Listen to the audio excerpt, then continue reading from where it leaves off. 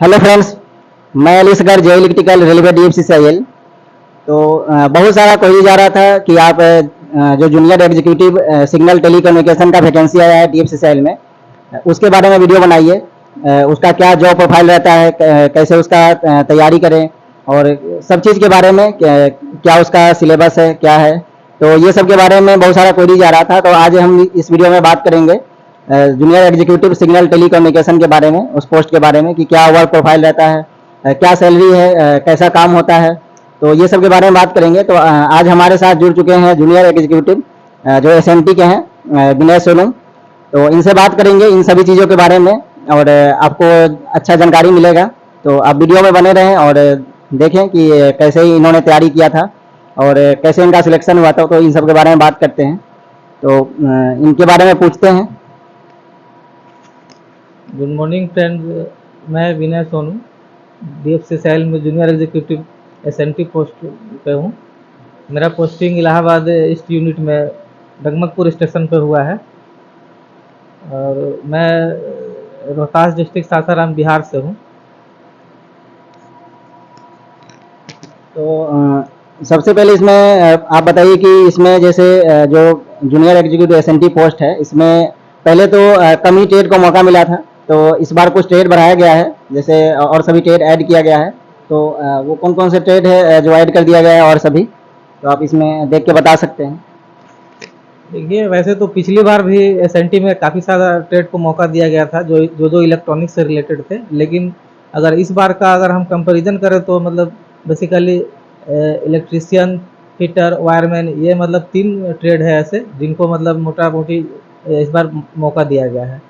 पिछली बार भी बहुत सारा ट्रेड थे, जैसे इंस्ट्रूमेंटेशन, इलेक्ट्रॉनिक्स कंज्यूमर, ये सब, रेडियो, टीवी, ये हर बार देते हैं। जो भी इलेक्ट्रॉनिक्स से मतलब आते हैं वैकेंसी, उसमें ये सारे लोगों को मौका दिया जाता है। लेकिन इस बार जो नया है वो यही है कि इसमें इलेक्ट्रीशियन और फिटर, वायरमैन, ये सब सभी को भी मौका दिया गया है। बाकी सभी पिछली बार भी जो मतलब इलेक्ट्रॉनिक्स से रिलेटेड थे वो सारे हैं। तो पिछले बार जो इसका एग्ज़ाम था वो एक ही एग्ज़ाम था, लेकिन इस बार से जो इसका एग्ज़ाम है वो 2 एग्ज़ाम कर दिया गया है। जो PT है जो इसका 100 नंबर का, वो सभी में कॉमन है। आप नोटिफिकेशन देखे होंगे। तो PT तो सभी में कॉमन है, उसका तैयारी आप कर सकते हैं अच्छे से। और जो 120 नंबर का आपका मेंस पूछा जाएगा, तो उसमें अभी जो है जैसे बहुत सारा ट्रेड मिक्स कर दिया गया है। तो उसमें जो क्वेश्चन पूछा जाएगा, जैसे वो मिक्स पूछा जाएगा कि जो आप SMT में जैसे अप्लाई कर रहे हैं, तो SMT का जो सिलेबस दिया है उसी के अकॉर्डिंग पूछा जाएगा। तो इसके बारे में आप बताइए। देखिए, जो इस बार जो मतलब 2 CBT एग्ज़ाम किया है, टायर 1, टायर 2, उसमें मतलब जो अदर ट्रेड जैसे इलेक्ट्रीशियन, फिटर को जो मौका दिया गया है, तो उनके लिए एक तरह से बेनिफिट है, क्योंकि वो अधिकतर मतलब नॉन-टेक वाले को ज़्यादा मौका दे दिया है इस बार।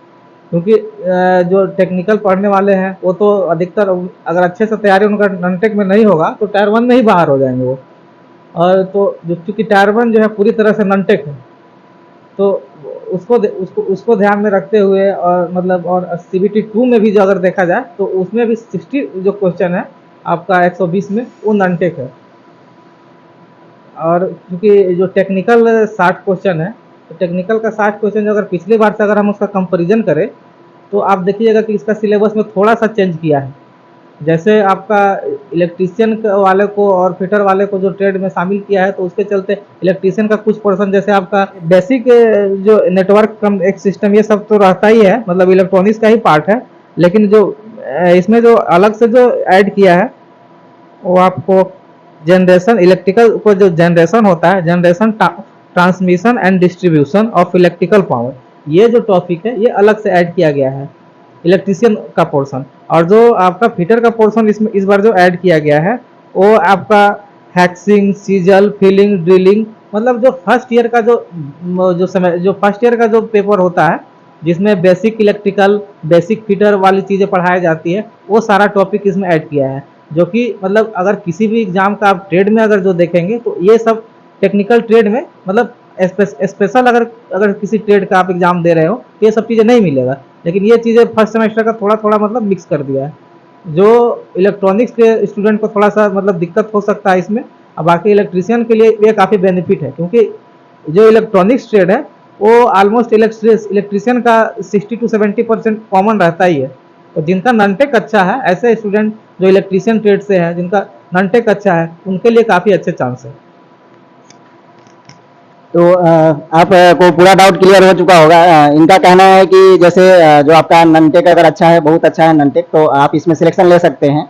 और जो जैसे एसएनटी में जो और भी ट्रेड को एलिजिबल किया गया है, तो इसमें जैसे जो भी ट्रेड है तो उनका जो टॉपिक इसमें दिया गया है, क्योंकि वो टॉपिक सबके लिए, क्योंकि वो एक पार्टिकुलर ट्रेड से नहीं आएगा, जो कि सबका थोड़ा थोड़ा मिक्स कर दिया गया है, तो सभी ट्रेड उसमें पढ़ना पड़ेगा। तो जो ननटेक में अगर आपका अच्छा रहेगा, ननटेक में अच्छा मार्क्स आप ला लेते हैं, तो आपका सिलेक्शन का चांसेस बहुत ज़्यादा है। यानी ओवरऑल कहने का मतलब है कि आप ननटेक अगर अच्छा हो जाएगा तो सिलेक्शन का चांसेस ज़्यादा है। बाकी जो उसमें ट्रेड का मौका मिला है, उसमें जैसे इलेक्ट्रिकल है, ये सब है, तो उसमें जो भी सिलेबस है वो मिक्स कर दिया गया है। तो आप अगर कोई भी ट्रेड से हो, लेकिन जब आप एसएनटी में फॉर्म फिलअप करिएगा तो आपको एसएनटी का जो सिलेबस दिया गया है उसमें वही सिलेबस पूछा जाएगा आपसे। ये नहीं कि इलेक्ट्रिकल में है तो इलेक्ट्रिकल का पूछा जाएगा, ऐसा नहीं है। उसमें जो टॉपिक दिया गया है उसी टॉपिक से आपका क्वेश्चन आएगा। जो डिपार्टमेंट में अप्लाई कीजिएगा एसएनटी में, तो एसएनटी का ही आएगा उसमें, जो सिलेबस दिया गया है उसके अकॉर्डिंग। तो अब इनसे जानते हैं कि ये तैयारी कैसे किए थे और इनका सिलेक्शन हुआ था, तो बात करते हैं तैयारी कैसे किए थे ये। देखिए, इसमें तैयारी में चूँकि मेरा ये मानना है कि जो भी तैयारी करते हैं स्टूडेंट, मुझे नहीं लगता नॉनटेक में सजेस्ट करने की ज़रूरत है। और रहा बात टेक्निकल में, तो टेक्निकल के लिए आप कोई भी मतलब एक आजकल तो यूट्यूब पर बहुत सारे चैनल आ चुके हैं टेक्निकल के लिए, तो कोई भी आप एक अच्छा मतलब चैनल को आप ज्वाइन कर सकते हैं, ज्वाइन करके आप उस पर टेक्निकल पढ़ सकते हैं। और रहा बात बुक का, तो बुक आप एमसीक्यू का कोई भी एक बुक, जैसे आजकल ट्रेड के लिए इलेक्ट्रॉनिक्स में यूथ का जो पब्लिकेशन का जो बुक आता है वो काफ़ी फेमस है, और उसमें अच्छे ऑब्जेक्टिव भी रहते हैं। हालांकि उसमें कुछ मतलब आपका आंसर गलत होते हैं, लेकिन मतलब क्वेश्चन उसमें का काफ़ी अच्छा रहता है। प्रीवियस ईयर मतलब जितने भी ट्रेड के क्वेश्चन रहते हैं वो सारे आए हुए रहते हैं। तो एमसीक्यू के लिए वो बुक काफ़ी अच्छा है। अब बाकी आप ऐसे थ्योरी के लिए कोई भी मतलब एक चैनल ज्वाइन कर सकते हैं। एक दो चैनल भी मैं सजेस्ट कर दूंगा उसमें, जिसमें एक आपका यूट्यूब पर सक्सेस सीखर सेंटर करके है, जो इलेक्ट्रॉनिक्स में काफ़ी अच्छा मतलब वो पढ़ाते हैं। ईडी ऑनलाइन क्लासेस है जो कि इलेक्ट्रॉनिक्स वाले के लिए हैं। और बाकी इलेक्ट्रिशियन का तो बहुत सारा मिल जाता है। तो चूँकि एसएनटी में मेनली जो पोर्शन है वो इलेक्ट्रॉनिक्स का है, तो इलेक्ट्रॉनिक्स का थ्योरी आपको यहीं से पढ़ने के मतलब ज़्यादा बेहतर होगा। तो अब ये बता चुके हैं, आपको बुक के बारे में बता दिए हैं और क्लास के बारे में बता दिए हैं, जो कि हम भी आपको सजेस्ट किए थे इलेक्ट्रिकल के लिए कि एडी क्लासेस है जो बेहतर है, तो उनसे आप पढ़ सकते हैं। उसके बाद ये जो और बताए हैं उनसे आप फॉलो करके क्लास ले सकते हैं। अभी बहुत सारा टाइम है, उसके अकॉर्डिंग आप तैयारी कीजिएगा। जब अभी तो आपका नॉनटेक का एग्जाम फर्स्ट में होगा, उसके बाद फिर सेकेंड पार्ट जो है वो आपका टेक्निकल होगा, तो अभी बहुत टाइम है। तो आप धीरे धीरे अगर एक एक टॉपिक कवर कीजिएगा तो बहुत अच्छा से आपका हो जाएगा कवर। और बुक के बारे में ये बता ही दिए हैं, जो यूथ कंपटीशन टाइम का बुक है। हम भी हमेशा आपको यूथ कंपटीशन टाइम के लिए प्रीफर करते हैं कि उसका बुक अच्छा है, आप ले सकते हैं और उसके अकॉर्डिंग तैयारी कर सकते हैं, क्योंकि उसमें जो क्वेश्चन के नीचे सॉल्यूशन दिया रहता है वो बहुत अच्छा लगता है और वो बहुत हेल्प भी करता है। तो आप वो बुक ले सकते हैं और उससे तैयारी कर सकते हैं, जो कि अच्छा है। तो अब इनके बारे में जानते हैं कि इनका काम क्या रहता है और कैसे ये वर्क करते हैं। देखिए, वैसे मैं बता दूं, एसएनटी का मतलब होता है सिग्नल एंड टेलीकॉम। तो इसमें एक तरह से जो दो आपका डिपार्टमेंट कंबाइन होता है, सिग्नल एंड टेलीकॉम। हालांकि आप जब रेलवे में जाइएगा तो दोनों अलग अलग डिपार्टमेंट में डिवाइड कर दिया जाता है। मतलब वर्क डिपार्टमेंट सेम ही रहता है, लेकिन आपको मतलब डिपार्टमेंट में भी सब कैटेगराइज कर दिया जाता है कि आप सिग्नलिंग देखोगे, आप टेलीकॉम में। लेकिन चूंकि डीएफसीसीआईएल में दोनों एक साथ देखना होता है, सिग्नल एंड टेलीकॉम दोनों एक साथ देखना होता है। अगर हम बात करें सिग्नलिंग में, तो सिग्नलिंग में आपका जैसे वर्क रहता है, जो भी आप रेलवे में तो सिग्नल देखते हो, सिग्नल आपको एसएनटी में ही आता है। सिग्नल आता है पॉइंट मशीन, जो पॉइंट मशीन का काम होता है, जो कि रेल की पटरियों से एक पटरी से दूसरे पटरी में जो ट्रेन मूव करती है, तो वो जिस मशीन के द्वारा होता है उसको बोलते हैं पॉइंट मशीन। तो पॉइंट मशीन का मेंटेनेंस, उसका देख रेख करना, आपका सिग्नल जो हो गया, सिग्नल का प्रॉपर मेंटेनेंस देख रेख करना, ये सारी चीज़ें। और जैसे कोई भी ट्रेन कहाँ है ये डिटेक्ट करता है आपका, वो एक्सेल काउंटर बोलते हैं, जो मतलब डिवाइस इसको डिटेक्ट करता है कौन सा ट्रेन कहाँ पे है। तो वो सब जो सिस्टम जो लगे होते हैं एक्सेल काउंटर, उस सब का भी मतलब रख रखाव करना, मेंटेनेंस करना। और रेलवे में अभी आप डीएफसी में देख रहे हो कहीं कहीं जो फाटक है आपका, एलसी गेट है, रेलवे क्रॉसिंग गेट है, वो भी आपको उसका जो ऑपरेशन जो आता है वो सिग्नलिंग के ही अंतर्गत में आता है। हालांकि जो ऑपरेट करते हैं वो मतलब ऑपरेटिंग के स्टाफ होते हैं, लेकिन उसका जो गेट का जो मेंटेनेंस होता है वो एसएनटी में ही आता है। ये सारे चीज़ें हो गए। और टेलीकॉम की अगर बात करें तो टेलीकॉम में आपका जितने भी मतलब स्टेशन पे आपका VHF सेट लगा हुआ रहता है, वॉकी टॉकी रहता है, टेलीफोन लगा होता है, वो सारा टेलीकॉम के अंतर्गत आते हैं। तो आपको दोनों देखना होगा, मतलब अगर कुछ भी उसमें गड़बड़ी होती है तो आप ही को देखना होगा। और बेसिकली मतलब आपको ऐसे अधिकतर सुपरविजन ही करना होता है, क्योंकि DFC में सारा चीज़ों का कॉन्टेक्ट पहले से दिया गया है। तो आपको आपको अगर मतलब इन्फॉर्म कर देना होता है कि ये यहाँ पे ये सिस्टम ख़राब है, अगर आपसे होने लायक है तो आपको खुद से करिए, नहीं होने लायक है तो बाहर से आपका आउटसोर्स स्टाफ आएगा, वो ठीक कर देगा।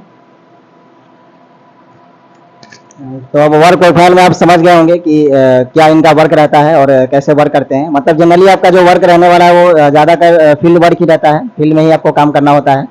तो समझ गए होंगे वर्क प्रोफाइल के बारे में। तो आप एक चीज़ मैं आपको और बता दूं, हालांकि जैसे एसएनटी में जो है मतलब कोई यहाँ पे शिफ्ट ड्यूटी नहीं होती, आपका 24 आवर का मतलब ये जॉब होता है। तो 24 आवर कहने का मतलब है ये नहीं कि मतलब 24 आवर हमें स्टेशन ही रहना है, कहने का मतलब है कि ऐसे आप नॉर्मली 9 से 5 आपको ऐसे आना है, लेकिन इसके अलावा अगर कभी भी फेलियर हो गई, बाई चांस अगर कुछ फेलियर हो गई फॉल्ट, चाहे वो नाइट में ही क्यों ना हो, तो आपका मतलब 24 आवर अवेलेबल होना पड़ता है। तो इस चीज़ का भी मतलब ध्यान में रखना होता है। तो अब इनसे बात करते हैं, जो कि बहुत ज़्यादा पूछा जाता है कोई भी जॉब में कि सैलरी क्या होता है और कितना मिलता है सैलरी। तो आप बताइए सैलरी आपको मतलब कितना एक मिलता है। हालांकि सैलरी के बारे में तो इसका लगभग मतलब सभी कोई जानते हैं। इसकी जो बेसिक सैलरी होती है वो 25,000 रुपये होती है, ठीक है। इसके अलावा आपको पर्क मिल जाते हैं 35%। और उसके अलावा जो आपको डीए मिलता है, डीए अभी जो करंट चल रहा है, आईडिया स्केल चूंकि इसमें मिलता है, तो अभी आईडिया स्केल जो चल रहा है 37.2 चल रहा है। उसके बाद आपको इस पे आपको HRA मिल जाता है, क्योंकि DFC का अधिकतर जो साइट है वो आपको मतलब लोअर क्लास जेड सिटी में है, जिसका अभी करंट में जो उसका HRA चल रहा है वो 9% है। तो इन सारे चीज़ों को मतलब आपको जोड़ने के बाद जो ग्रोस सैलरी, अगर आप मतलब जेड क्लास सिटी में रहते हो तो ग्रोस आपको 46-47 के आसपास बनेगा। और चूंकि इसमें डिडक्शन भी होता है, EPF डिडक्शन होता है, और कुछ वेलफेयर में करके आपको 25 से 30 रुपये डिडक्शन होते हैं।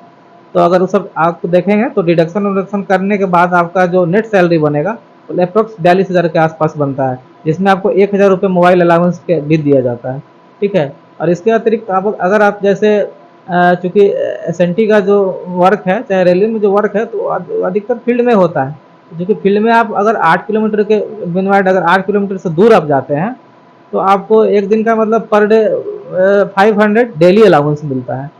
वो वो मतलब घंटे के हिसाब से बांटा हुआ रहता है कि जिस तरह का मतलब आप जितना देर वहाँ पे रुकते हो। अगर आप 12 घंटे रुकते हैं या 12 घंटे से ज़्यादा रुकते हैं तो आपको पूरे 100% मिलता है 500 का। तो इसके अलावा मतलब इसको TADA अलाउंस बोलते हैं। तो हर मंथ अप्रोक्स अगर आपको 2,000 से आपको 4,000 के बीच में मतलब TADA भी आपको बन जाता है।